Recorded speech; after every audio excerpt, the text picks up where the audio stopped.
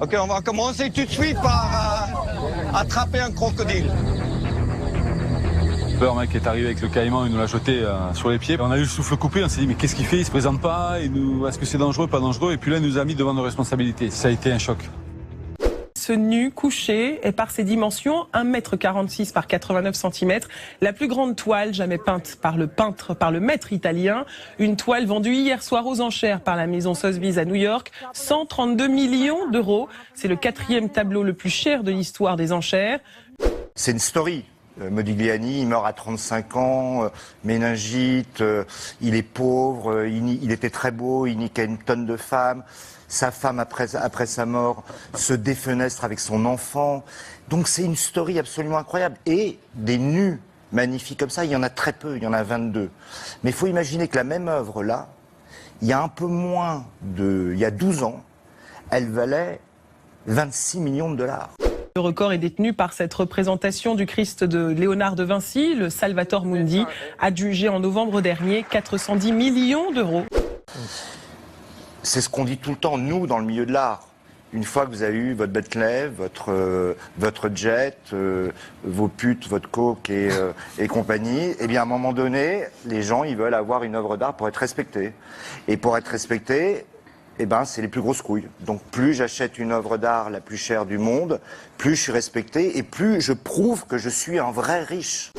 Ça vient d'arriver à Chicago. Les fusils semi-automatiques en libre service. Ces bornes-là, vous les trouvez, écoutez bien, à la sortie d'une station de métro. Il suffit de payer, vous allez voir la borne, 50 $, c'est vrai que c'est pas donné. Comment raffermir vos dessous de bras?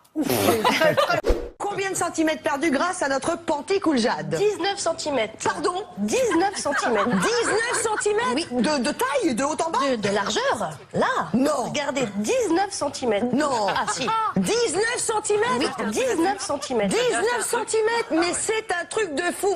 Et vous pouvez louer comme ça un AR-15. C'est le nom de ce fusil qui est l'une des armes les plus populaires aux États-Unis. C'est totalement dingue. Mais c'est une caméra cachée. Et heureusement, c'est complètement faux. Ah oui. Et vous êtes dans le tiers inférieur en commission, donc vous venez pas souvent en commission. Alors, j'ai déposé combien de propositions de loi? Alors je vais vous dire. J'ai posé combien de questions écrites? Ça, je peux vous répondre très précisément. Là, c'est J'ai intervenu combien de fois? Non, mais je peux vous répondre. Il n'est pas à jour votre truc. Mais il n'est pas à jour. On ne va pas travailler avec des ordinateurs. Il n'est pas à jour, mon pauvre ami. Vous avez déposé 9 propositions de loi. C'est vrai ou pas? Je suis intervenu combien de fois? Vous avez déposé 9 propositions de loi. Beaucoup plus que ça. Oh, regardez.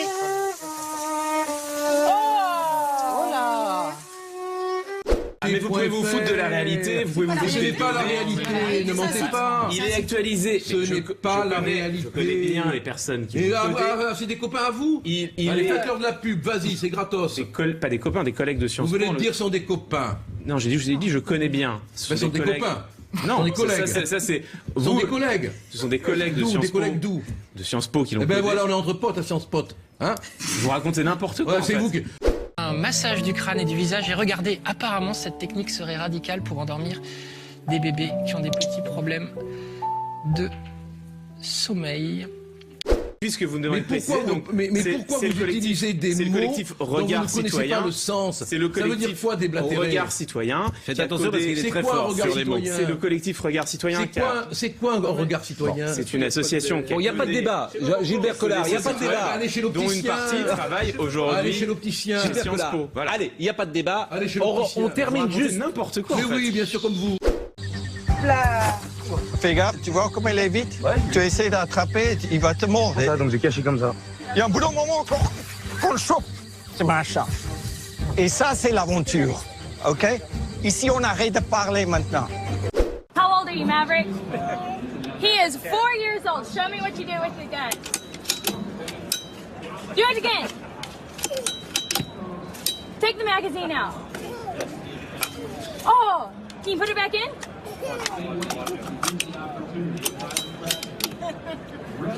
High five. Faisons un scénario catastrophe. Si rien ne change pour vous, dans combien d'années va-t-on aller au chaos total?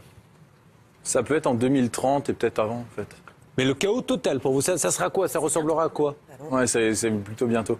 Le chaos total peut-être pas, mais en fait on va avoir des shortages, enfin de moins en moins d'énergie. Un bon petit poulet avec des céréales. Toi, tu vas me manquer, toi. Voilà, dans des endroits comme ça. Ça va me manquer, voilà. C'est sûr, des boîtes de nuit, ça risque d'être difficile à trouver sur l'île. Il faudrait actuellement qu'on divise notre niveau de consommation d'énergie, ce qui correspond à notre niveau de vie, par 6. Par 6 Par 6, ouais. À l'échelle mondiale, ce qui correspond qu'un Français devrait le diviser par 10 et un Américain par 15 ou 16. Moi, je suis morte. Dead. Island, c'est un cauchemar.